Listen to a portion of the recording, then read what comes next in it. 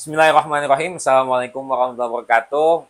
Waalaikumsalam warahmatullahi Teman-teman sekalian, ini perkenalkan saya Fulki sebagai host ya. Host di podcast kita kali ini. Kelak.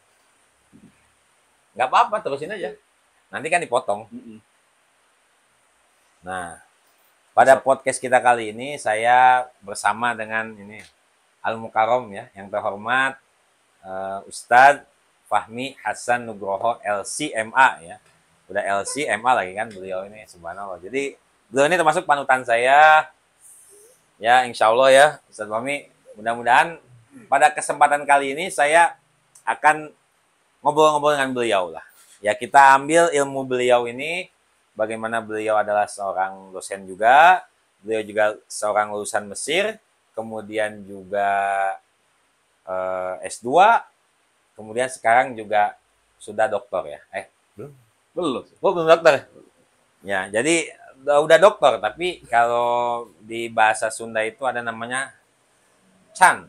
Chan itu artinya acan. Atau kalau bahasa Inggris namanya kandidat ya, candidate. Nah, candidate jadi calon dokter. Mudah-mudahan beliau ini semuanya lancar ya, semua studinya lancar, dan pada titik poinnya kita ini akan ngomong banyak mengenai masalah syariah. Syariah khususnya ini fikih yang berkaitan dengan muamalah. Yang kita tahu biasanya dalam Islam itu ada dua. Ada dua tentang fikih. Fikih ibadah yang berkaitan dengan sholat, berkaitan dengan ini, dan tapi ini kita akan masuk kepada apa sih, kenapa sih kita harus masuk harus masuk kepada pembahasan fikih muamalah. Nah, ini langsung nih kepada narasumbernya ya, kepada ahlinya, kepada beliau. Ustadz, kenapa sih kita ini harus mementingkan atau harus tahu bahwasanya fikih muamalah ini selain fikih ibadah ini, nah, kok harus penting gitu? Antum? Eh, karena pertama, fikih itu berkaitan dengan amal perbuatan manusia. Ya, Semua amal perbuatan manusia itu ada hukumnya. hukumnya. Oke, itu yang pertama dulu kan. Imam Al-Baydawi menjelaskan definisi fikih adalah al-ilmu bil ahkam syariah al-amaliyah al-muta'allaq bi af'alil mukallafin. Ilmu tentang hukum syariat yang berkaitan dengan amal perbuatan diambil dari dalil spesifik. Nah, jadi semua perbuatan kita itu ada hukumnya dari sisi syariat. Oh, ada hukumnya ya. Itu dulu. Ada dalilnya pasti. Ya ada. Jadi apapun yang kita lakukan, kita ngambil sesuatu, kita menyimpan sesuatu, itu ada hukumnya. Apakah hukumnya itu haram, makruh, mubah, halal, sunnah atau wajib, kan hukumnya ke situ. Oh, ya. Dari segala hal yang kita lakukan, termasuk juga dalam jual beli, termasuk juga dalam sewa, dalam segala bentuk transaksi ekonomi itu juga termasuk ke dalam fikih kan. Dalam fikih ya. Jadi harus ada patokannya, harus ada fikihnya gitu ya. Jadi ada ibaratnya kalau ada hukumnya lah.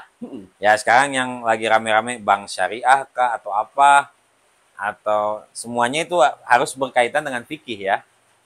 Fikih itu mengatur semua itu. Fikih mengatur semua detail kehidupan kita. Dari kita tidur sampai kita tidur lagi. Mulai dari ruang lingkup hubungan antara kita dengan Allah atau hubungan antara manusia dengan manusia. Hubungan manusia dengan manusia dalam hal lingkaran paling kecil, keluarga, maka muncul fikih keluarga tuh, ahwal syakhsiyah. Terus hubungan manusia dengan manusia dalam hal transaksi ekonomi, itulah fikih muamalah. Hubungan manusia dengan manusia dalam lingkungan masyarakat, nanti masuk siasah syariah. Oh, Politik ya. Oh, bahkan politik pun diatur ya dalam iya. fikih itu ya. Berarti Islam itu agama yang sangat-sangat kita katakan sangat-sangat universal, bukan universal, komprehensif gitu ya. Ya. Mencakup semua gitu ya. Segala hal diatur. Ah, ya. Jadi termasuk sampai urusan baik itu hubungan kita kepada Allah, baik itu hubungan kita kepada sesama manusia gitu. Nah, yang saya ingin sorotin ini tentang mengenai transaksi kita setiap hari. Atau hal-hal yang berkaitan dengan kita. Apakah itu juga diatur dalam fikih itu? Jelas. Segala hal yang berkaitan dengan hak Ya. itu diatur. Benda itu kan ada bendanya, ada manfaatnya. Harta itu ada bendanya, ada manfaatnya. Ya. Seperti HP. Hmm.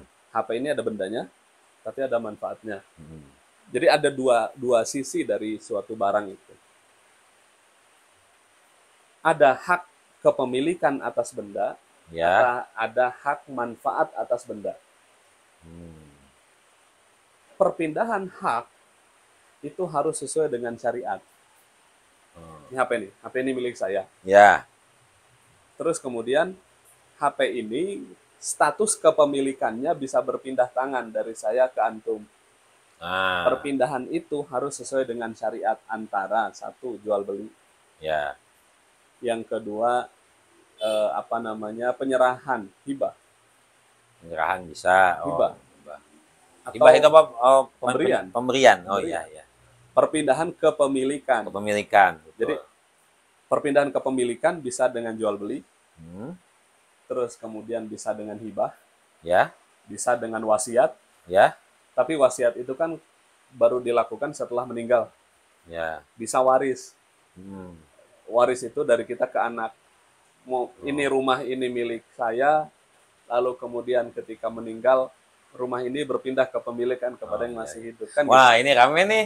Nanti ngomongin waris, insya Allah di episode-episode kita sebelumnya ya. Tapi kita ini, ya tadi, betul, Seth. Jadi saya itu merasa di dalam kehidupan sehari-hari kita pun, yang terjadi sehari-hari itu memang sepertinya banyak hal-hal yang secara dasar atau secara fundamental ini memang kita juga harus kenal lah. Sedikit-sedikit itu harus kenal yang namanya fikih muamalah ya. Kalau ya fikih ibadah ya insya Allah lah. Kebanyakan 90%, 90%, saya yakin sih. Ya setidaknya sholat itu secara ini sudah benar lah ya. Ya mungkin ya, tapi mungkin kalau secara muamalah fikih muamalahnya ini yang memang sebenarnya kurang gitu kan. Menurut saya sih gitu. Nah, yang tadi kan baru kepemilikan. Ya. Belum manfaat. Ya. Manfaat juga bisa diserahkan baik dengan cara jual beli atau dengan penyerahan. Ada jual beli manfaat, yaitu sewa. Ini rumah nih. Rumah ini ada pemiliknya. Tapi manfaatnya dijual kepada orang dalam bentuk sewa. Ya. Jadi kan tadi harta itu ada bendanya, ada manfaatnya. Ya.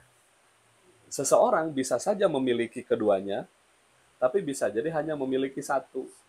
Memiliki barang, tidak memiliki manfaat gara-gara barangnya disewakan sama orang. Saya punya rumah, terus kemudian antum membeli manfaat rumah saya dengan sewa. Jadi akhirnya ketika antum sudah bayar uang sewa, maka saya tidak memiliki hak untuk menggunakan rumah itu lagi karena manfaat udah dijual. Manfaatnya dijual Ya. Selama sekian mungkin sekian bulan kah, gitu. sekian tahun kah, atau harian kah gitu ya. Tapi kan transaksinya hanya jual beli manfaat, bukan jual beli rumah. Maka satu, manfaatnya yang dimiliki sehingga ketika kontrak habis, saya sebagai pemilik rumah memiliki hak untuk mengambil atau memperpanjang. Itu. Terus kemudian, tapi selama masa kontrak saya tidak berhak untuk tiba-tiba datang ke rumah dan mengusir antum karena manfaat rumah sudah saya jual untuk waktu tertentu. Ya. Karena di sana ada perpindahan hak manfaat, hak manfaat. Guna. Tapi tidak memiliki secara barangnya, barangnya secara utuh gitu ya. Barangnya masih milik saya misalkan katakan, manfaatnya sudah dimiliki oleh antum dalam jangka waktu sampai akad selesai. Sampai sesuai perjanjiannya kapan lah gitu ya. Atau bisa jadi manfaat itu manfaat itu diberikan kepada pihak lain bukan dengan jual beli, tapi dengan hibah manfaat, yaitu pinjam. Oh, bisa peminjaman Iya ya. Jadi kan? peminjaman masuk akad. Nah, apalagi tadi jual beli langsung Jual, maat, sewa menyewa masuk akad. Nah, mm, sebenarnya akad sendiri itu apa sih akad itu? akad itu transaksi, Akad itu kesepakatan transaksi. dua pihak yang mengikat antara dua pihak tersebut. Oh, akad ya. Jadi akad itu ikatan lah Iya, ikatan. atau ke perjanjian atau Eh, persetujuan bisa lebih kepada kesepakatan yang mengikat dua pihak. kesepakatan emang itu akad ya. Mm-mm. Termasuk termasuk akad nikah juga ya Iya, gitu ya. itu Karena kan saya pernah dengar juga katanya innaman nikah misal bayyinah, nikah itu kayak jual beli gitu kan. Apakah itu termasuk juga akad akad dalam pengertian itu juga saling mengikat juga atau gimana? iya. Oh, Meskipun perbedaan antara jual beli dengan pernikahan, pernikahan itu bukan jual beli, ya, makanya mahar itu tidak termasuk ke dalam rukun akad. tidak masuk dalam hukum akad. Oh iya iya iya. Iya, tidak masuk karena beda dengan jual beli. Kalau jual beli uang dan barang itu adalah rukun akad. Mm-mm, Uang ditukar dengan barang. mm-mm.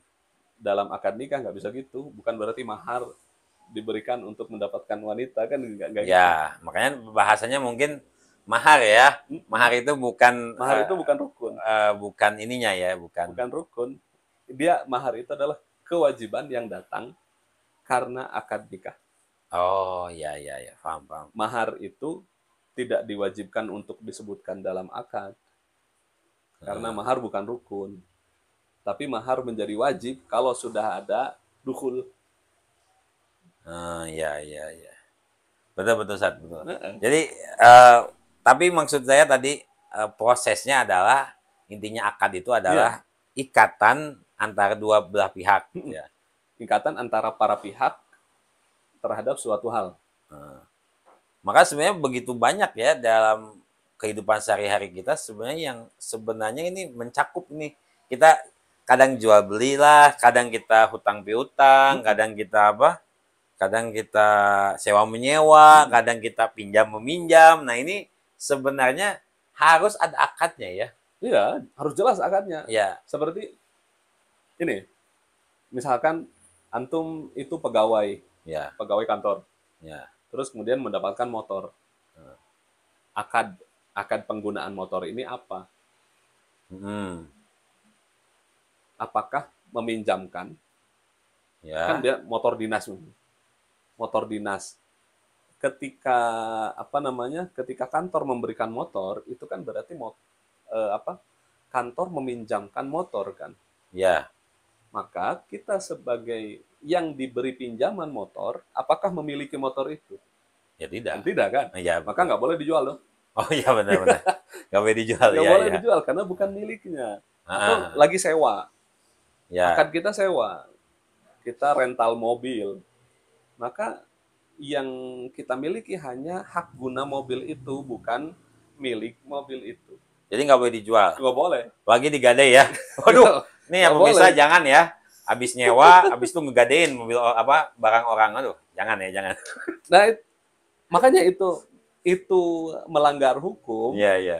Karena hak dia ketika dia menyewa hanya memiliki hak guna manfaat, Oh, hak guna bukan manfaat. hak milik.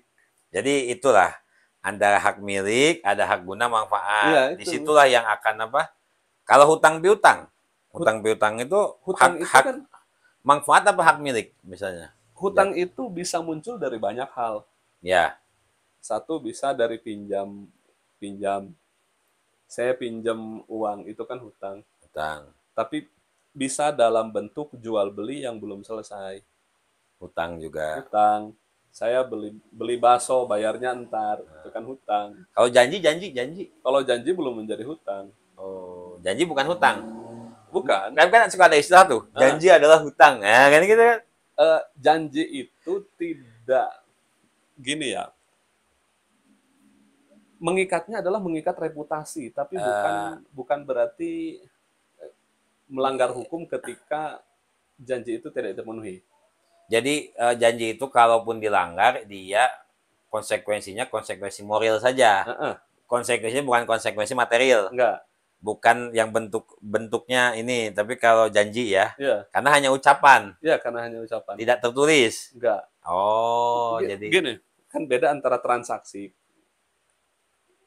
Transaksi kayak tadi, hutang tadi hutangnya. hutang. Eh, hutang yang muncul gara-gara jual beli yang belum selesai. Ya. Saya membeli rumah, Hmm, terus kemudian nyicil sampai 20 tahun. ya. Maka kan itu tuh harus harus terus bayar karena mengikat.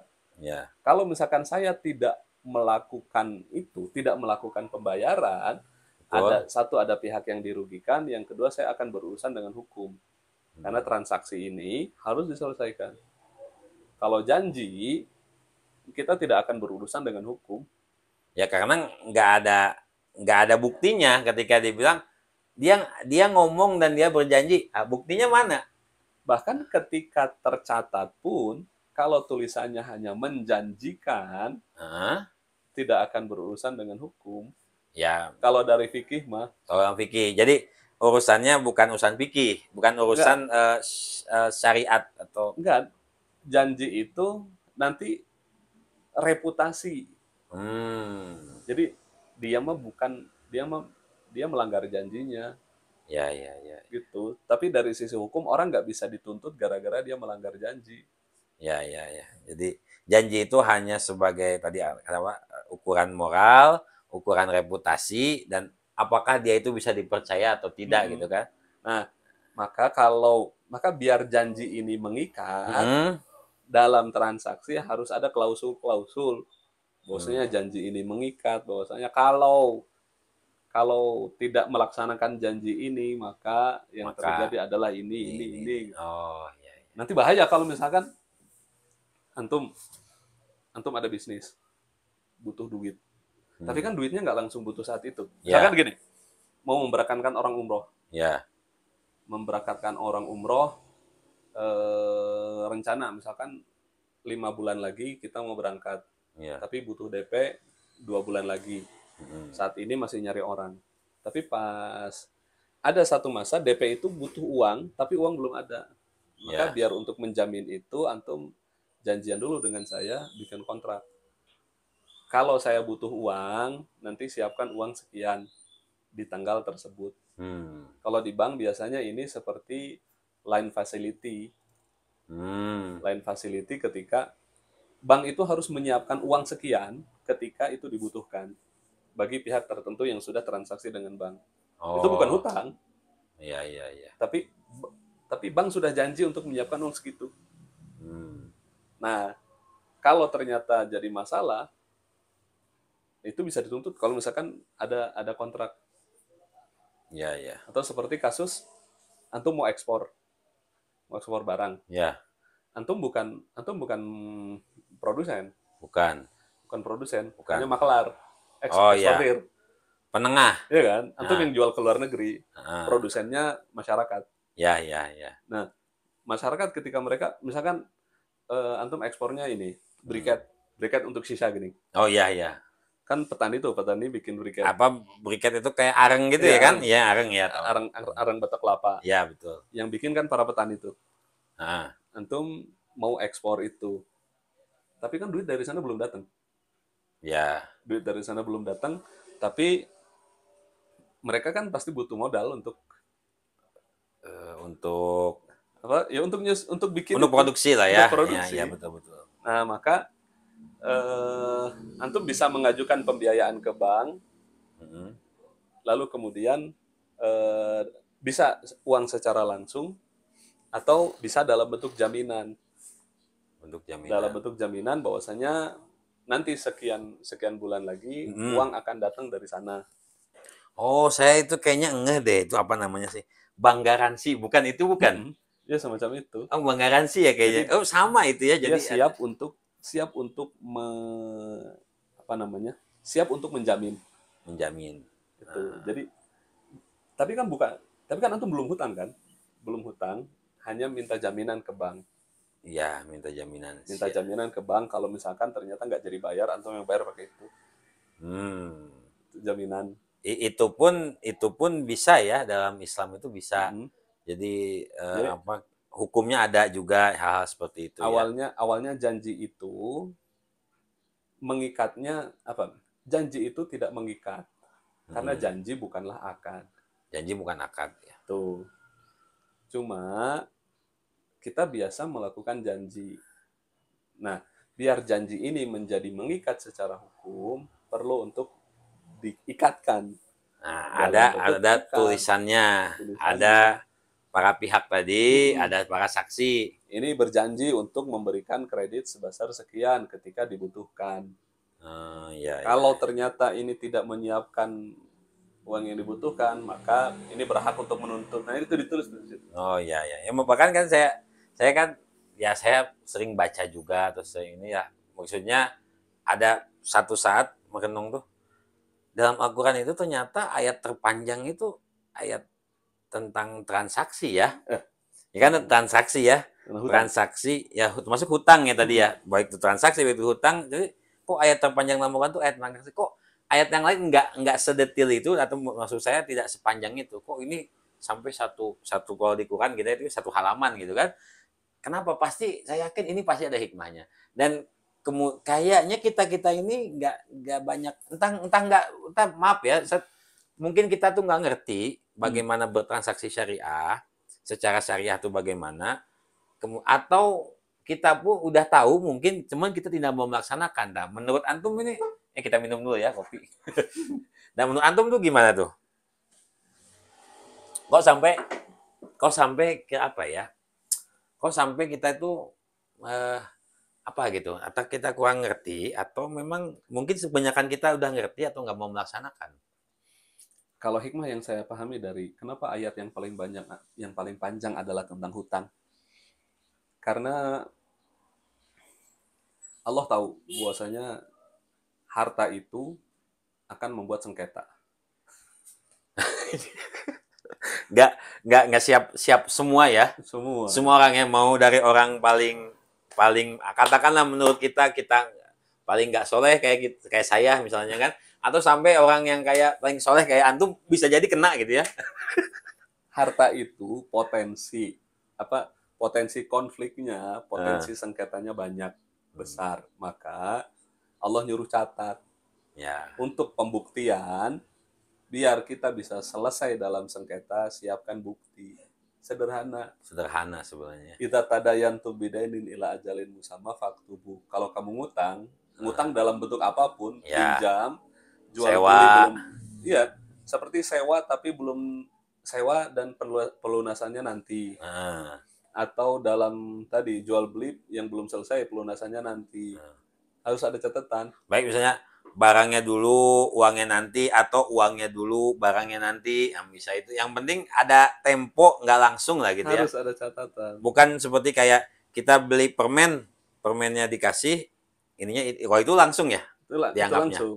Oh berarti semua transaksi ya Hmm. bahkan kayaknya nggak bukan hanya kepada orang lain ya bahkan kalau sama keluarga sendiri pun emang harus catat ya. Ya kalau Kadang ini suka terjadi saat saya maaf ya saya potong dulu kadang misalnya gini jual beli antar orang tua dan anak. Nah ini biasanya ini orang nih jarang dicatat nggak ada catatannya sehingga ketika ini motor punya siapa? Punya saya. Kau punya adiknya, kau punya kakak, kau punya adik. Iya kan, udah saya beli. Dari siapa? Dari ibu, dari bapak. Kapan belinya? Ya udah dibeli pokoknya. Nah, memang kan walaupun antara anak orang tua juga kayaknya harus harus kalau berpotensi menimbulkan konflik. ya pasti itu mungkin konflik kan namanya harta ya. Jadi inti dari ayat itu Nah, adalah untuk menghindari sengketa dengan ada pembuktian. ya, Yang sering terjadi gini, apalagi orang tua dulu itu kan asetnya dalam bentuk aset tak bergerak, rumah, rumah, tanah. tanah. Sebelum meninggal, Hmm? bilang sama anak satunya, sok rumah itu pakai aja. Tapi dia nggak bilang sama anak-anak yang lain. Rumah itu pakai Ya kan? aja. Dia punya beberapa anak, Ya. mungkin gara-gara anak pertama udah kerja, udah nikah, udah punya rumah, anak kedua udah punya rumah, anak ketiga ini anak terakhir Dia dikasihin rumah, sok pakai aja rumah yang itu. Rumah itu silakan pakai untuk kamu. Sok pakai apa silakan pakai Iya, apa dikasihin. itu yang jadi masalah. Ah, Seringkali ketika orang tua ngasih rumah itu apakah ngasih manfaat atau ngasih ah. kepemilikan? Oh, saya jadi balik lagi ke tadi ke pembicaraan awal Mm-mm. tadi. Apakah yang dikasih itu atau yang dijual itu apa yang dipinjamkan tuh? Apakah manfaatnya? Manfaatnya Apakah atau kepemilikannya? kepemilikannya. Ah, Dan itu seringkali kan nggak ditulis. iya iya. Maka Banyak tuh yang yang berantem, Sat. banyak banget. Sama saudara sampai nggak kenal tuh gara-gara itu, Sat. Akibatnya Subhanallah. ketika Ya, orang tua meninggal muncul sengketa antara anak-anak. ya. Itu rumah kenapa dipakai? Hmm, Itu kan harusnya jadi warisan. Tapi yang anak tadi enggak, karena ibu udah bilang sokwe pakai. Tapi sokwe pakai itu akad apa? Sok web pakai kan nggak ada kejelasannya ya. Iya, apakah itu penyerahan kepemilikan? Heeh. Penyerahan kepemilikan berarti ya sudah, hak milik ada di anak ketiga. Nah, anggaplah ini misalnya nih, mereka tuh sengketa aja. Suatu saat ibunya atau orang tuanya meninggal, salah satu ahli ini. Kemudian ahli warisnya nih, adiknya yang nempatin rumah ini, itu dituntut lah sama kakaknya. Ini warisan, ini rumah ini warisan, bukan punya kamu. Nah, itu bener nggak yang kakak yang nuntut tadi? Sementara si adik nggak bisa membuktikan bahwasanya itu kuat nggak sih ini? Ada kaidah fikih, ada kaidah fikih Ya. al yakin la yuzalu bisyak. Apa itu? Hukum yang dilandasi atas keyakinan tidak bisa digugurkan dengan hukum yang dilandasi dengan keraguan. Hmm. Ada lagi kaidah fikih turunan dari kaidah al yakin la yuzalu bisyak adalah al aslu baqo makana ala makana, Ya. yaitu suatu hukum Hmm. itu akan tetap berlaku sampai kapanpun selama tidak ada yang mengubahnya. Hmm. Atau suatu hukum itu tidak akan berubah selama yang mengubahnya masih diragukan. Ya. Kasus dalam hal ini, hukum kepemilikan rumah milik orang tua. Ya.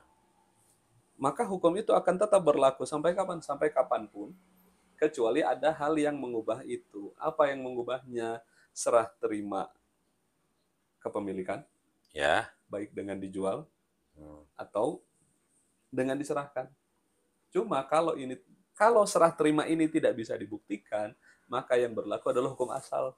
Berarti masih milik orang Masih tua. milik orang Berarti tua. yang jatuhnya tetap itu warisan, Iya, bukan milik si anak yang paling kecil tadi. Walaupun tadi orang tuanya dulu pernah janji atau pernah ngomong apa, sok weh pakai silahkan aja pakai sampai kapanpun. Oh itu tetap omongan itu nggak berlaku secara hukum. kalau secara fikih itu berlaku. Ah, Cuma secara fikih, Hah? akad itu lisan itu sudah sah. Udah sah. Ya kan pernikahan dengan qabil tu nikah itu sudah sah. Sah. Cuma Tapi seringkali karena tidak tercatat, orang tidak percaya karena nggak ada bukti. oh ya berarti nikah juga sebenarnya sudah sah transaksinya ketika hanya ngomong saja. Tapi untuk menghindari sengketa, nanti takutnya istri kita diaku-aku sama orang lain gitu kan. Istri saya misalnya diaku-aku sama orang lain, mana bukti kamu sudah nikah sama dia? Hmm. Nih. Oh gitu maksudnya dia. Nah, jadi dalam kasus anak ketiga tadi, Ya. anak ketiga itu ketika dia tidak bisa membuktikan, lalu kemudian diadukan ke pengadilan. Hmm. Di pengadilan yang menang pasti adalah kakak-kakak ini. Oh. Karena dia nggak punya bukti kalau ini sudah diserahkan. Makanya ayat paling panjang dalam Al-Quran itu tentang pencatatan transaksi, Hmm. tujuannya untuk menghindari konflik. Tujuannya, hikmahnya saja. Hikmahnya, Iya, iya, karena iya. karena harta itu tidak mengenal siapa. Siapa ya? Potensi konflik itu selalu ada. Tuh ada. Makanya Betul, di situ betul. kalaupun tidak dicatat harus ada saksi. Hmm. Ayat itu kan ngomongin tentang dua hal itu. Satu catatan, yang kedua kesaksian.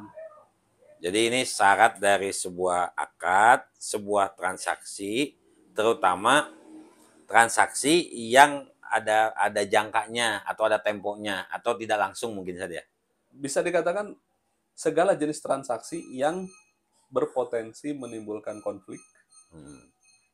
itu harus tercatat. Bahkan menurut saya sekarang juga, zaman sekarang itu transaksi langsung pun sekarang ya mungkin dengan kemajuan zaman ya, itu ada catatannya kan, Iya, apa harus. struknya. Kalau kita beli permen, beli apa, dia di Harus. minimarket ada struknya kan, yaitu itu transaksi langsung ada struknya. Apalagi yang mungkin juga transaksi langsung juga ada kemungkinan tanda kutip potensinya.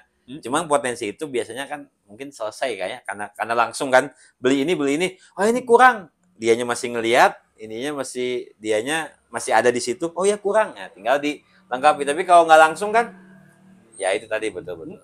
Saya jadi, oh enggak juga ya. Jadi, tapi terutama Allah mewanti-wanti untuk transaksi yang tidak langsung, hutang piutang, atau yang ada temponya atau ada jangkanya gitu. Oh, jadi ya begitulah pemirsa. Jadi fikih muamalah itu membahas banyaknya mengenai transaksi ini. Nah, terutama adalah transaksi-transaksi yang bisa dikatakan tidak langsung lah tadi ya.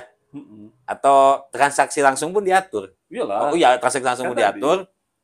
Apa? perpindahan, segala perpindahan kepemilikan, segala Ya, perpindahan hak guna itu harus dilandasi atas syariat. syariat. Syariat itu ngatur itu. Nah, misalnya dalam hal jual beli atau transaksi lah, ini harus ada rukunnya atau Ya syaratnya apa? jelas itu harus. Misalnya, Ya semua kayak gini tadi apa namanya ketika kita tiba-tiba pulang dari masjid pakai sendal orang, ya, itu kan tiba-tiba kita pakai manfaat dari barang orang. ya, Kalau kita balikin lagi sendal itu ke masjid, berarti kita sudah mencuri manfaat tanpa izin. Tapi kalau kita pakai sendalnya terus nggak dibalikin, berarti kita beneran mencuri barang dan juga manfaatnya. nah itu jadi beda ya konsekuensi hukumnya ya. Ya, nah Kalau yang satu apa tadi? Yang pinjam, bukan pinjam. enggak Apa sih namanya? itu mencuri manfaat. Mencuri manfaat. Jadi Mengam, pakai barang orang dulu, kemudian nanti dikembalikan lagi. ya Mencuri manfaat. itu tetap itu juga nggak boleh Oh nggak boleh, iya karena tetap nggak tadi boleh. perpindahan perpindahan kepemilikan dan perpindahan hak guna, hak manfaat itu harus sesuai dengan syariat. Ya. Dan setiap akad tuh ada rukunnya tadi kan, ada syaratnya. Perpindahan manfaat dari saya ke antum, saya Iya. meminjamkan mobil kepada antum. Rukunnya satu dua para pihak. Terus objeknya adalah mobil. Akadnya adalah transaksi. Ini saya pinjam ya, ya sok pakai. Itu kan itu syaratnya apa rukunnya. Ketika itu sudah terpenuhi, berarti terjadilah akad. Iya. Dan kalau akadnya sudah dijuduli dengan pinjam, ya sudah berarti yang berpindah hanya manfaatnya saja. Yang berpindah hanya manfaat kalau pinjam ya. Kepemilikan masih tetap milik saya. Kalau misalkan sewa, hak berpindah, tapi saya juga memiliki hak untuk menuntut uang. Karena sewa, Ya, sewa. Ya. jual beli manfaat. Jual beli manfaat, jual beli perpindahan manfaat, jual beli kepemilikan. Nah, ini berlaku semua gitu ya. Pada intinya banyaknya di situ ya. Sebenarnya maksudnya secara garis besar itu muamalah itu berkaitan dengan manfaatnya, sewanya, atau ada Intinya, lagi. Ya. Kalau gadai itu kan hak dan manfaat. Oh, hak dan manfaat. Gini, secara garis besar kalau mau diomongin, fikih muamalah itu hanya ngomongin tentang perpindahan hak. Perpindahan hak, ya. Haknya bisa hak kepemilikan atau hak manfaat. Dua aja itu, secara inilah ya. Perpindahan kepemilikan dari saya ke antum bisa dalam bentuk penyerahan, bisa dalam bentuk timbal balik. Penyerahan itu hibah, penyerahan itu waris, penyerahan itu wasiat. Kalau timbal balik itu jual beli. Ya. Tuh. Terus kemudian kalau manfaat itu pindahnya bisa dengan penyerahan seperti pinjam atau perpindahannya dengan jual beli yaitu sewa. Itu perpindahan kepemilikan. Selain itu nanti ngatur juga tentang musyarakah. Kita bersyirkah. Kita bermitra Ya. dalam bersekutu dalam satu hal. Kita sama-sama memberikan hak di situ, berarti saya punya hak dari antum punya hak dari saya. perusahaan mungkin ya, Perusahaan. syirkah itu atau apa, koperasi ya, kalau bahasa kita koperasi atau bisa nggak gitu? Ya, bisa aja, Oh, sama koperasi, aja. perusahaan. Jadi ada yang kita sama-sama punya hak nanti Kita berserikat apa ya, Pak? berserikat, kita sama-sama menyerahkan hak kita dan juga semua sama-sama bertanggung jawab Nah. berkaitan dengan hak tersebut. Oh, iya iya, paham, paham. Kalau koperasi kan, koperasi, kita membuat koperasi, kita anggota, berarti anggota itu menyerahkan haknya dalam bentuk iuran. Ya, Kan ada iuran bulanan. iuran wajib ya, Iuran ini wajib dia. itu kan berarti ada perpindahan hak. Hmm. Uang milik saya, tapi karena saya adalah anggota koperasi, maka uang itu berpindah. Itu kan perpindahan Betul, kepemilikan betul. uang. Berpindah kepada siapa? Kepada koperasi. Koperasi adalah entitas kita bersama. Hmm. Koperasi akhirnya menerima uang dari iuran itu, berarti uang itu menjadi milik koperasi secara entitas. Hmm. Lalu kemudian nanti setiap anggota akan bisa mendapatkan satu manfaat tertentu dari koperasi tersebut. Tergantung koperasinya koperasi apa. Betul. Kalau koperasinya koperasi simpan pinjam, berarti para anggota memiliki hak untuk mengajukan pinjaman. Punya kewajiban untuk menyimpan sekaligus punya hak untuk meminjam gitu ya. Jadi hak dan kewajibannya ada gitu ya. Intinya Iya di iya situ. itu. Jadi Fikih muamalah. perpindahan hak ya. Haknya itu baik itu hak kepemilikan atau hak manfaat. Ya itu garis besar dari apa? Fikih Fikih muamalah muamalah ya, intinya ya. di situ. Intinya di situ ya. Intinya di situ. Oke, Tapi dalam banget itu. udah dalam banget ya. Panjang. Tapi saya ini ingin coba apa ya? Kita coba ngobrolnya yang apa? Saya ingin ngobrolin hal-hal yang ringan lah. Hal yang ringan itu contoh misalnya seperti jual beli. Ya, jual beli itu yang seperti kita biasa ini, jual beli itu berarti ada yang beli, ada yang jual. Yang beli biasanya mengeluarkan uang kah atau emas kah, yang penjual mengeluarkan barang atau manfaat tadi ya. Nah, kalau sekarang kita dalam hal jual beli lah. Dalam jual beli itu boleh nggak sih ada perantara Boleh. di antara ketiga itu? Boleh. Di antara saya dan saya pembeli, ini penjual. A penjual, B pembeli atau A pembeli, B penjual. Di antara A B ini ada C ini adalah perantara. Boleh nggak? Boleh. Oh boleh. Lah kita GoFood kan gitu. Nah ini nih GoFood. Soalnya kan saya dengar tuh kok ada yang mengfatwakan e-commerce itu haram Ya katanya. nggak bisa tuh diharamkan. Perantara dalam hal ini bisa menggunakan akad, ada akad khusus sebagai perantara. Baik bisa simsaroh. Kalau simsaroh itu Simsaroh itu keagenan. Agen. Berarti si Shopee ini kita bilang agen. Beda itu. Oh beda lagi. Beda lagi. Ada akad wakalah. Wakalah. Wakalah itu wakil. Kita memberikan wewenang kepada dia untuk melakukan jual beli atas nama kita. Nah ini dalam hal ini Shopee, maaf ya sebut merek ya, Shopee, Grab atau Gojek atau apapun itu ya. Dulu mah ada Bukalapak, ada Tokopedia. Itu tuh dia sebagai apa? Wakil. Bukan juga. Ntar dulu dalam produk apa? Kalau dalam produk GoFood, dalam GoFood ada 4 pihak di situ. 4 pihak. 4. Satu, kita customer. Yang kedua, Gojek sebagai perusahaan. Yang ketiga, driver. Yang keempat, perusahaan makanan, merchant. Merchantnya. 4 pihak kan. Tokonya tapi ya warungnya. Kita jual beli. Kita jual beli makanan. Kita mau beli makanan kan? Iya. Kita pakai aplikasi. Pilih aja langsung. Mau makan seblak. Oke, ketemu tokonya, beli, pesan. Ya. Berarti kita itu menghubungi perusahaan Gojek agar dia melakukan tindakan ini, yaitu menyelesaikan transaksi saya. Lalu kemudian akhirnya sistem akan memberitahu kepada 2 pihak. Satu, ke merchant. Hey, ada pesanan, bikinin. Lalu kemudian si Gojek ini, perusahaan ini juga ngasih tahu kepada driver, hey itu ada yang mesen, kamu datang ke sana. Oke.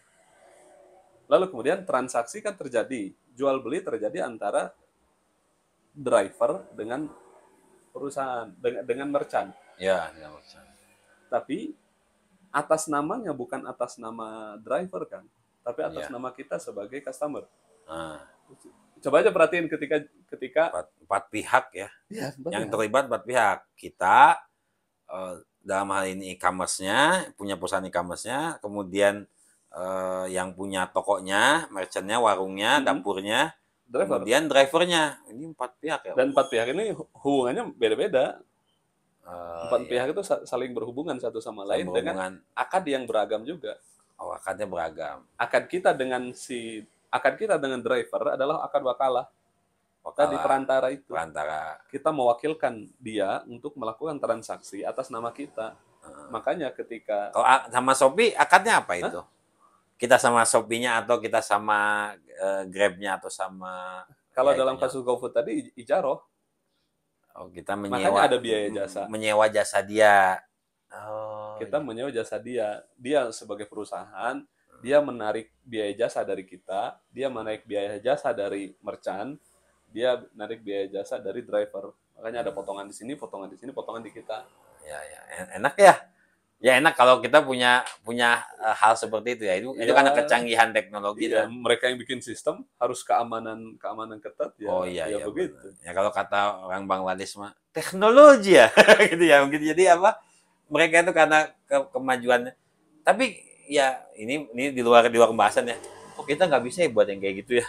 Ya bisa aja. Bisa aja ya. Bisa aja. Nah ini ya teman-teman ya kita harus juga bisa buat ya. Jangan maksud saya ya kalau bisa produk anak bangsa kita sendiri yang juga bisa seperti seperti beliau-beliau ini yang hebat gitu kan seperti para raksasa ini kan Amazon gitu apa ini bagus inilah. Terus jadi sebenarnya itu sah-sah saja transaksinya ya. Oh, boleh berarti ya. Jadi ada fatwa yang katanya mengharamkan lah. Haramnya di mana ya kan kata teman ya? Karena semuanya punya akad sendiri ya.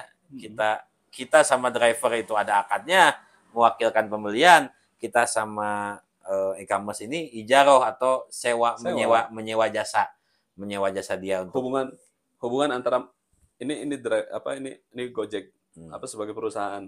Di sini ada merchant, di sini ada driver, di sini ada kita customer. Kita semua menggunakan ini akad kita dengan ini ijaroh, akad merchant dengan ini ijaroh, akad driver dengan ini ijaroh.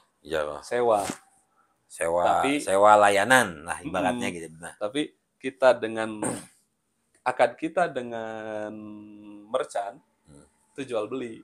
Oh makanya ada biaya layanan tadi ya. Jadi biaya layanan tuh sewa ijaroh ini sewa saja. Sewa. Kita pastikan maksudnya kita terminologinya atau istilahnya kita sepakati aja. Ijaroh ini artinya sewa. Sewa kita menyewa membayar jasa. Menyewa jasa. Ya, menyewa jasa ini perusahaan ini biar mengatur ini.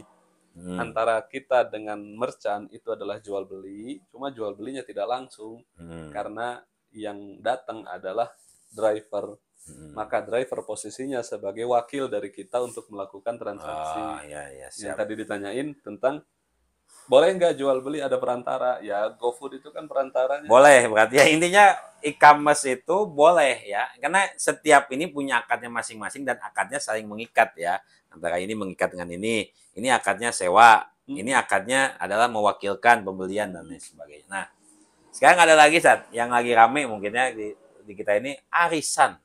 Ini kalau arisan ini gimana nih? Kalau dalam tinjauan syariah, tinjauan fikih ini fikih muamalah ini bagaimana? Arisan ini boleh apa enggak sih? Tergantung juga atau gimana? Ada kan dalam arisan yang terjadi apa sih?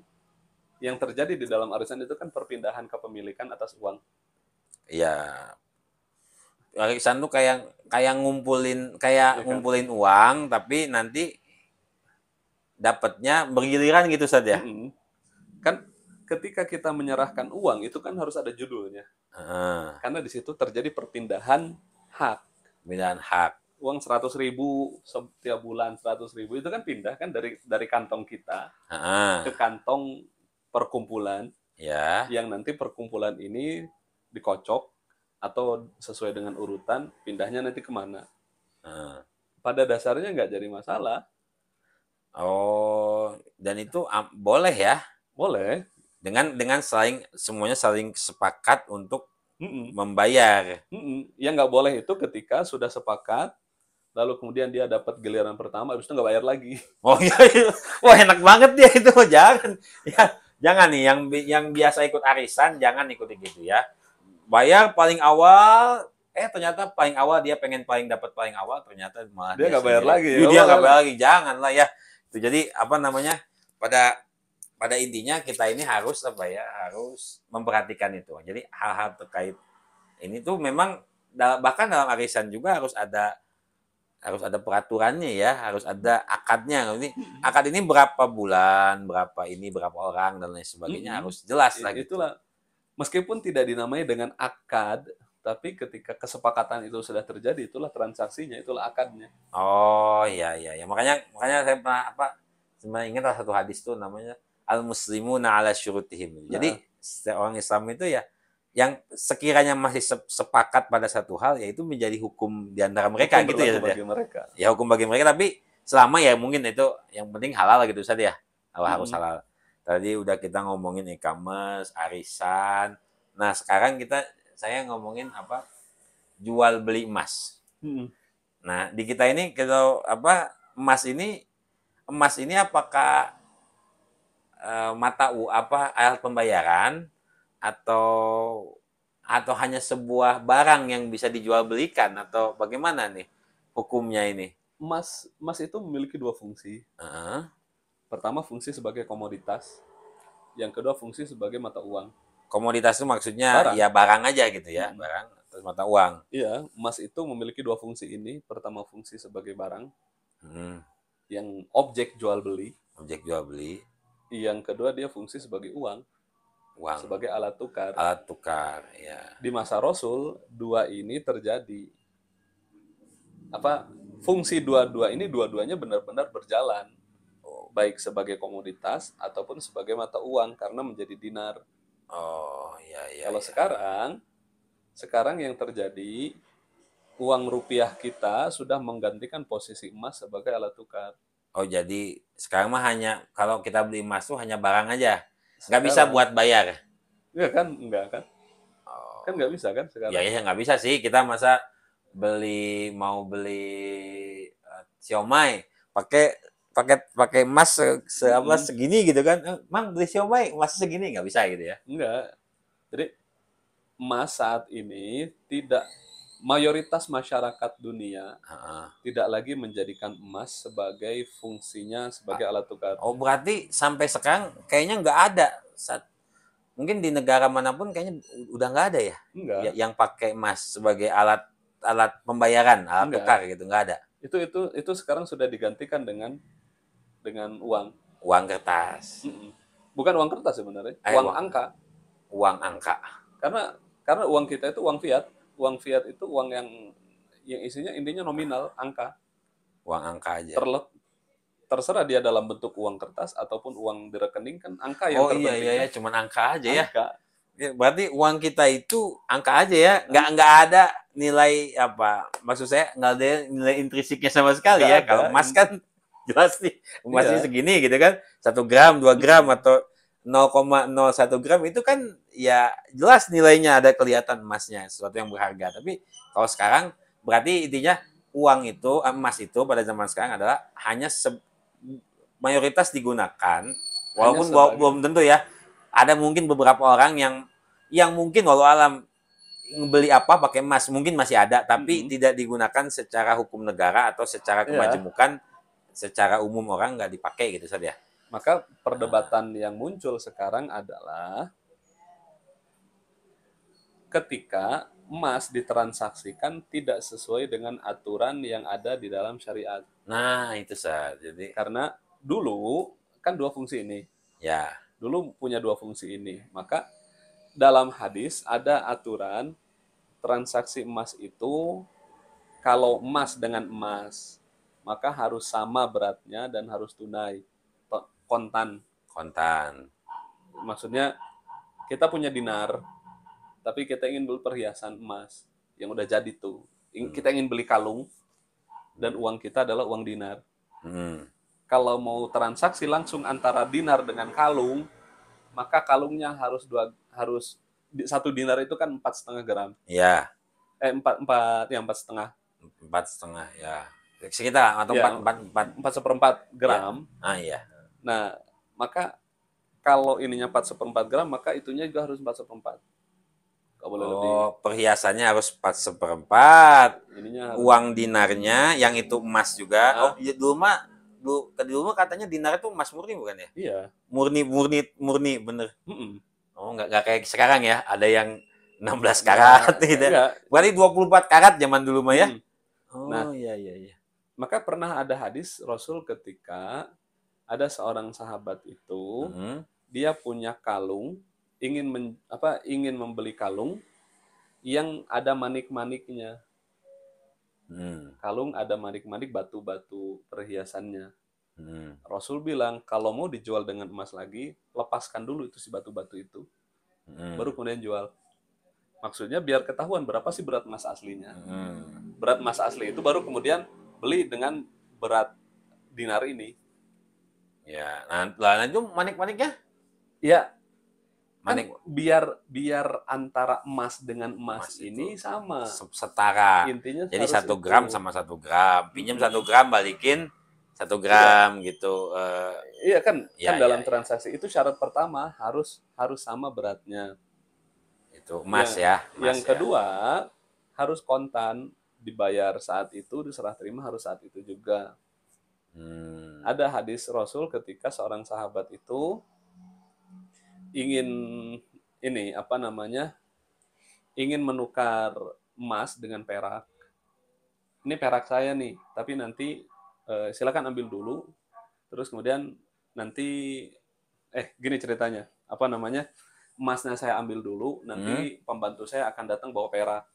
Pembantu saya bawa datang Datang bawa bawa perak. perak. Ya. Terus kata Rasul, jangan, balikin dulu itu duitnya. Emasnya balikin dulu. Oh, Baru jadi kemudian nanti serah terima ketika perak itu udah datang, baru serah terima secara kontan. paham. Jadi dua benda ini nih, emas sama Nah, perak ini harus ditransaksikan secara satu tunai dan dan beratnya sama.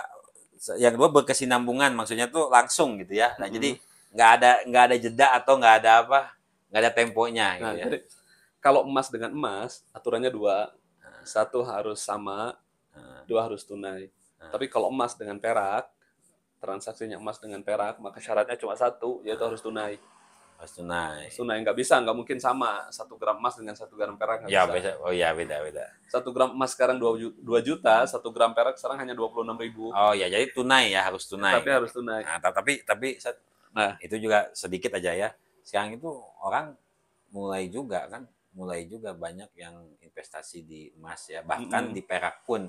Karena di perak itu yang orang jarang sadari ternyata kenaikannya lebih gila dibanding emas. Sudah gila kenaikannya ya. Perak pun lebih gila gitu ya. Hmm. Makanya saya tuh pernah nyorot itu, ada orang yang pernah bilang gini, bukan mata uang ya kita katakan, nilai barang yang abadi itu, ukuran sesuatu itu adalah, atau saya pernah dengar entah riwayat entah apa gitu ya, bahwasanya emas dan perak itu dikutuk menjadi nilai dari segala sesuatu gitu kan. Jadi dikatakan la aj'alannakuma qimata kulli syai. Jadi kayak saya itu akan kutuk kamu jadi timbangan segala sesuatu. Dan ternyata saya pikir-pikir, iya juga ya. Zaman dulu 1 dinar kan berapa? 1 dinar itu 4/4 gram ya. 4/4 gram itu sampai sekarang, zaman Rasul 1 dinar itu dapat 1 dinar dapat 1 sapi, 4/4 gram. Domba. Domba ya sudah. Nah, domba dapat 1 domba. Nah, pikir-pikir sampai sekarang pun kalau 4/4 gram dirupiahkan sekarang sekitar, dengan anggaplah kurs harga emas itu sekarang 2 jutaan. Berarti sekitar 9 juta. Mm-mm. 8,5 atau sampai 9 juta. Wah, memang sih 9 juta sekarang dengan tahun 2025 ini, bulan Oktober ini, 2025 ini sekitar 8,5 juta. Pas 1,5 juta dapat kambing yang menurut saya cocok lah, banyak dagingnya gitu. Ya kalau yang 4 juta mungkin ketika harga emas 1 dinar 4 juta 4 tahun 5 tahun yang lalu masih, 4 juta itu gede. Sekarang itu 4 juta ya kambingnya kan bukannya nggak boleh untuk dikurbanin, tapi menurut saya nggak layak gitu untuk dikurbankan gitu, karena dagingnya yang sedikit mungkin kan. Jadi dinar dan perak itu tadi syaratnya apa Ustaz? Harus transaksinya harus tunai. Yang kedua, Kalau tadi emas dengan emas, emas dengan emas, syaratnya dua, dua, harus sama, harus tunai. harus sama harus tunai. Kalau emas dengan perak, Perak, syaratnya satu, harus tunai. tunai. Tunai Nah, itu langsung ya ketemu kontan, langsung. gitu, langsung. Gitu. Yang jadi masalah sekarang adalah bagaimana antara emas dengan rupiah, antara perak dengan rupiah, itu yang jadi masalah. Oh iya Nah, iya iya. Jadi gimana tuh? Boleh nggak sih kita beli emas dengan rupiah? Boleh nggak? ya jelas boleh. Oh boleh. Cuma apakah rupiah itu barang ribawi atau bukan? Kalau dia adalah barang ribawi, maka persyaratannya harus sama dengan seperti emas tukar dengan perak. Perak itu kan dirham. Hmm. Dirham dengan emas, syaratnya satu, tadi harus kontan. Sekarang rupiah itu memiliki fungsi yang sama dengan dinar dan dirham sebagai alat tukar. Kan fungsi emas dua tadi, sebagai komoditas sama mata uang. Sebagai Emas kan punya dua fungsi tuh. Emas sebagai fungsinya sebagai komoditas tas. dan sebagai mata uang. Nah, kalau uang kita, Uang kita kan memiliki fungsi sebagai mata uang nih. ah, Jadi masih ada dong di sini dia tetap. Maka ketika tapi sebagai komoditas juga kan bisa. ya kan enggak, Oh nggak bisa ya? kan tadi uang kita nggak punya nilai intrinstiknya, angka doang. Oh angka aja. Angka Berarti doang. dia nggak ada sebagai komoditas nggak ada. Enggak ada. Hanya dia itu Dia alat dinilai tukar. seperti alat tukar, seperti Adalah dinar alat dan tukar. dirham. Tapi Oh, kan berarti dia memiliki fungsi yang sama dengan dinar dan dinar, dirham dirham. sebagai alat tukar. Sekarang ketika emas ditukar dengan rupiah, itu berarti sama dengan karena mereka sama-sama memiliki fungsi ini nih sebagai alat tukar. Itu yang menjadi permasalahan. Maka ada sebagian mayoritas ulama melarang jual beli emas dengan tidak tunai. Oh, mayoritas ulama. Bahkan dalam transaksi emas online, satu ada yang mengharamkan mutlak. Kenapa? Karena transaksinya tidak langsung tunai. Kita beli secara online. Terus kemudian emasnya mana kan nggak ada. Kan nggak ada kan? Emasnya nggak langsung ada. Nggak langsung ada. Nah, Ini konservatif banget karena jual beli emas harus yadan biadin, tangan ke tangan. ya. Jadi aturan umum yang sudah berlaku jual beli itu adalah langsung, terutama untuk jual beli apa? Emas. Nggak bisa dibeli dulu, pesan dulu, check out dulu, baru 2 hari kemudian baru datang. Nggak bisa. Ini menurut pendapat ini yang mayoritas. Ini yang pertama. Terus kemudian pendapat kedua, mayoritas ulama akhirnya membolehkan transaksi emas secara online. Kenapa? Karena ketika secara online itu akan masuk ke dalam rekening kita. Seperti kita beli emas melalui aplikasi Beyond BSI atau melalui aplikasi Pegadaian atau pakai aplikasi tanam duit, aplikasi Bareksa atau banyak lah aplikasi.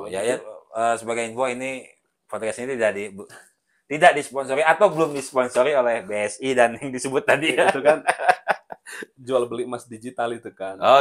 Kan beli emas fisiknya belum ada, fisiknya ada di sana. Tapi kita sudah transfer uangnya ke sana. Nah, boleh nggak itu? Mayoritas ulama membolehkan kalau misalkan dilakukan secara tunai dalam arti bukan dicicil. Oh, yang penting tidak dicicil. Tunai itu maksudnya. Tunai itu bukan kita bayar, barangnya langsung datang, bukan gitu yang dimaksud tunai. Itu penafsiran kelompok pertama yang tidak membolehkan. Tidak membolehkan karena mereka menafsirkan tunai itu harus ini tangan nih uangnya, ini emasnya. Kalau pendapat yang kedua, transaksi emas melalui online itu boleh karena tunai itu tidak selalu diartikan seperti tangan ke tangan. Seperti saya transfer uang 1 juta ke antum, kan uangnya langsung berpindah. Meskipun nggak ada nih. Nggak ada. Apa itu? Mana transfernya? Mana uangnya? Tapi kan uangnya sudah pindah kan. Uangnya sudah pindah dari rekening saya yang ada di server bank A Iya, iya. kepada uang antum yang ada di server lain. Iya. Kan gitu kan? Jadi sebenarnya saya pikir-pikir ya, uang itu uang itu hanya angka. Angka. Astagfirullahaladzim. Kok kita bisa ya berantem gara-gara angka? Nah, Kenapa ya. sih orang tuh ribut gara-gara angka gitu ya? Padahal hanya angka itu. Kalau mungkin kalau ributnya gara rebutan emas, oke lah gitu. Tapi ini hanya angka kita bisa ribut gitu. Tapi kan kita nggak bisa hidup juga tanpa angka itu kan. Oh iya betul. Kan gini saat ada pepatah itu pepatah bercanda ini mah. Jadi semua itu akan baik-baik saja ketika semua itu masih jadi antum. Nah, mulai ada bencana, mulai ada keributan, mulai ada pertengahan ketika semuanya jadi antam. Ketika sudah jadi antam, wah ribut. Ketika masih antum, wah itu semuanya baik gitu ya. Tapi kalau udah jadi antam, wah sudah semuanya. Bercanda Zat, mohon maaf Zat. Yang ketiga, Nah, bahkan ini membolehkan cicil emas. boleh cicil emas. Yang ketiga ini. Yang ketiga, Alasannya? alasannya karena emas sudah tidak memiliki fungsi sebagai mata uang, hanya berfungsi sebagai komoditas. Makanya. Seperti Darul Ifta Mesir, DSN MUI, itu membolehkan cicil emas. Oh. Jadi sekarang harga emas kan 2 juta. Kalau misalkan saya beli 10 gram, berarti sekarang enggak, sekarang udah 2 juta 180 sekian kan. Yang Ya. 10 gram, Oke. yang 10 gram itu kan berarti sekitar 21 juta 800 katakanlah begitu. Tapi saya akan beli itu dengan cicil selama 2 tahun. Lalu kemudian antum tidak menjual itu dengan harga 21 juta karena dicicil. Karena nggak apa, ya namanya juga dicicil ya boleh dong. Nah, boleh. Akhirnya harga emas itu dinaikkan dengan proyeksi kira-kira 2 tahun ke depan harganya jadi berapa? Jadi Misalkan anggap 3 juta lah. Dari 2 juta 100, antum jual ke saya 3 juta.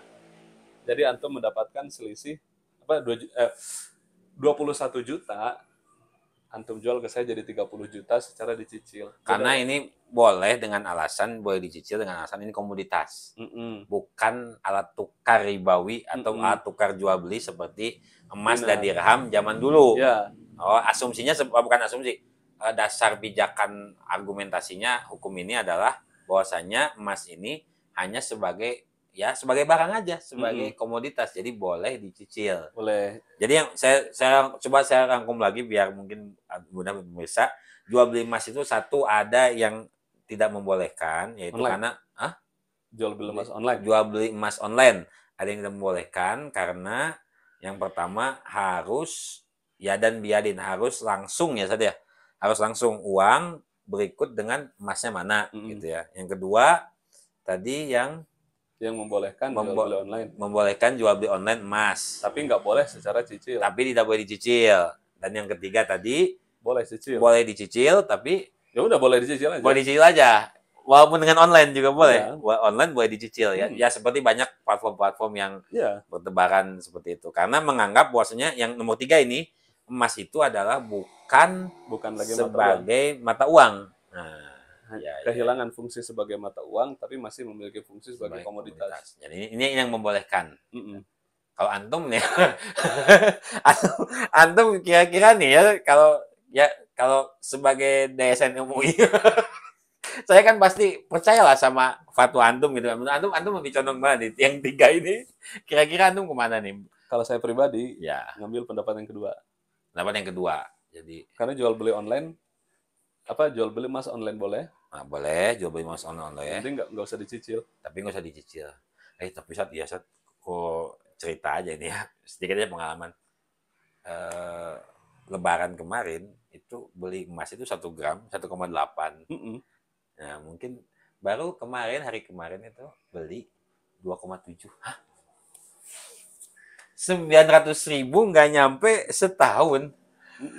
Makanya subhanallah. Nah, kalau alam ya, apakah ini mungkin tanda-tanda, kalau kata orang mah tanda-tanda kemunduran ekonomi ya, semoga saja tidak gitu. Tapi kenaikan harga emas yang bisa dikatakan nggak wajar gitu ya, itu Jadi apa mungkin sebenarnya bukan emasnya yang mahal kali Ustaz ya.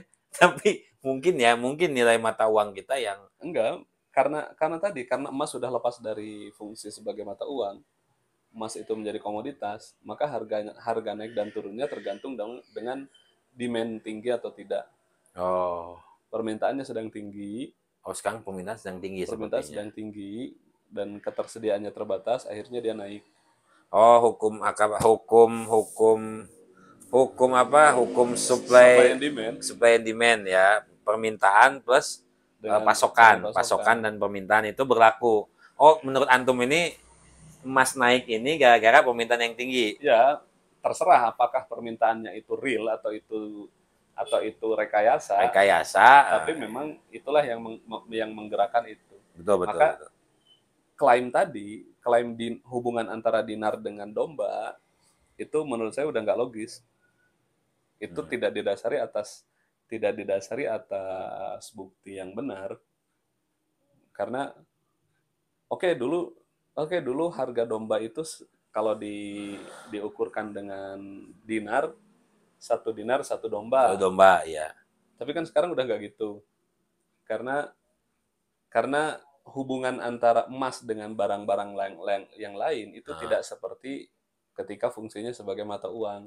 Ya Emas sudah ya. tidak bisa lagi dianggap sebagai Oh penentu iya. harga. Betul betul betul. Jadi Jadi enggak maksud saya tadi hanya ingin menyiratkan bahwasanya mungkin Ustaz, apakah kalau zaman dulu itu 1 dinar itu 4/4 gram itu seharga 1 domba, mm, itu ketika diterjemahkan dengan tahun sini 10 Oktober mm, 9 Oktober 2025 ini, domba yang didapat itu dengan kita menukarkan 1 dinar itu adalah seperti itu gitu. Dombanya itu yang sekiranya besar yang dan besar. nah, tapi kalau dapat yang misalnya contoh kita hanya berpatokan yang 4 juta dengan harga dinar Uh, yang ya saya kira mungkin dapatnya juga mungkin sama gitu ya. Ya mungkin yang lebih walaupun kecil. nilainya tidak sama gitu kan, nilai tidak sama gitu kan. Ya ya berarti dia kehilangan fungsinya emas itu sebagai Alat tukar alat tukar, tapi hukumnya dia itu sebagai komoditas masih ada. masih ada. Sebagai mata uang dia sudah tidak ada, karena nggak ada lagi kayaknya ya. Mungkin di negara ini yang di dunia ini mungkin yang Jarang, oh udah jarang ya. jarang. Dan bahkan kecenderungan sekarang orang orang tidak tadi orang sudah menggantikan mata uang, sekarang sudah kecenderungannya digantikan dengan bukan lagi uang fiat, tapi uang kripto. Wah ini nih benar-benar saat. Nah itu tuh kan Bitcoin ya. Nah, aduh kita ini sampai ngobrol sampai jam berapa ini kan kalau nggak beres-beres makanya insya Allah nih kedepannya nanti kita akan bahas tentang bagaimana kripto, bagaimana beli saham ya, bagaimana syariah, terus atau bagaimana nanti ada sukuk ya, sukuk itu apa Uh, SBN lah, apa, surat berharga negara atau nah ini yang bisa dibeli oleh kita, tapi yang versi syariahnya. Ya memang syariah ini ada orang yang bilang kan, oh ngapain nabung di bank syariah kok, bank syariah itu katanya ya sama juga itu uangnya dari uang konvensional. Ntar dulu, nanti kita akan insya Allah kedepannya kita akan membahas ya sedikit demi sedikit sambil ngobrol ya kan. Sambil ngopi dulu saat ya. Nanti soalnya ini ya kita sambil ngopi dulu ya. Jadi sambil ngopi insya Allah kedepannya kita akan ngobrol masalah ini lebih dalam ya, lebih lanjut karena ini juga durasi sudah 1 jam ya. Kebetulan beliau juga habis ini langsung ngisi lagi tempat lainnya. Jadi kita nggak akan banyak lebar waktu. Mudah-mudahan kedepannya kita bisa bertemu lagi dengan Ustadz Fahmi dalam pembahasan-pembahasan yang bagaimana hal-hal yang berkaitan syariah ini dan intinya kita harus mau dulu ya mau apa ya mau belajar dulu mungkin saja belajar dulu dikit-dikit juga yang mungkin hijrahnya bukan hijrah kepada transaksi syariah itu kita paham konsep besarnya tadi yang dijelaskan oleh beliau kepemilikan itu ada milik manfaat kemudian apa lagi kepemilikan barang. kepemilikan barangnya dan kepemilikan manfaatnya. Nah Hmm. ini akan dijabarkan oleh dalam bentuknya obrolan saya dalam studi-studi kasus lah ya. Nanti kita juga akan bahas tentang bagaimana nih bedanya jual beli sama judi apa gitu kan. Nah kalau itu tuh yang mesin capit-capit itu tuh, mesin capit di ini tuh apa gitu kan. Nanti kita akan bahas ke depannya. Yang mudah-mudahan kita ada waktu lagi bersama beliau ya. Hatur nuhun, terima kasih Ustadz Fahmi sudah datang ke tempat kami ini. Kita akan nanti mungkin kita akan ngobrol di tempat lain, mungkin di tempat Ustaz Fahmi atau kita akan di kafe mana kita bisa ngobrol lagi. Mudah-mudahan hatur nuhun semuanya, semoga juga terima kasih sudah mengikuti channel ini. Like dan subscribe jangan lupa. Nah, beliau ini channelnya sangat terkenal ya. Beliau ini subscribe-nya udah banyak, yaitu apa? Ustadz Fahmi Hasan Nugroho LCMA. Enggak pakai Ustadz, enggak pakai LCM. Ya pokoknya Fahmi apa? Ya kita manggilnya itu. Pokoknya Pak Fahmi. Fahmi Hasan Nugroho gitu. Fahmi Hasan Nugroho aja ya. Beliau ini subhanallah ilmunya tinggi, tapi beliau ya inilah begitu adanya, tapi saya sendiri malu sama beliau ini. Ilmunya tinggi tapi tawadunya, kerendahan hatinya, insya Allah ya. Hatur nuhun Fahmi. Ya semuanya, hatur nuhun semuanya. Semangat, tetap sehat, jangan lupa tetap belajar. Assalamualaikum warahmatullahi wabarakatuh. Waalaikumsalam warahmatullahi wabarakatuh.